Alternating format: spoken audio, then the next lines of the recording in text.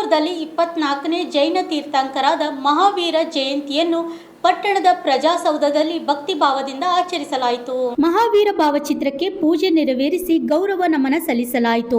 ಬಳಿಕ ಮಾತನಾಡಿದ ತಹಸೀಲ್ದಾರ್ ನಾಗಯ್ಯ ಹಿರೇಮಠ ಅವರು, ವ್ಯಕ್ತಿ ತನ್ನನ್ನು ತಾನು ಅರಿತುಕೊಳ್ಳುವ ಜೀವನದ ಮಹತ್ವ ಹಂತವಾಗಿದೆ.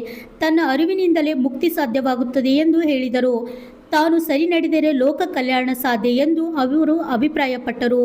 ಮಹಾವೀರರು ಸಾರಿದ ಅಹಿಂಸೆ ಸಂದೇಶ ಇಂದಿಗೂ ಸಮಾಜಕ್ಕೆ ದಾರಿದೀಪವಾಗಿದೆ ಎಂದು ತಿಳಿಸಿದರು. ಈ ಸಂದರ್ಭದಲ್ಲಿ ಗ್ರೇಡ್ ಎ ತಹಸೀಲ್ದಾರ್ ರಾಜ್ಕುಮಾರ್ ಮರ್ತೂರ್ಕರ್ ಸೇರಿದಂತೆ ಕಚೇರಿಯ ಸಿಬ್ಬಂದಿಗಳು ಉಪಸ್ಥಿತರಿದ್ದರು. Annarai V Ivani, RJ32 Kannada news, Chittapur.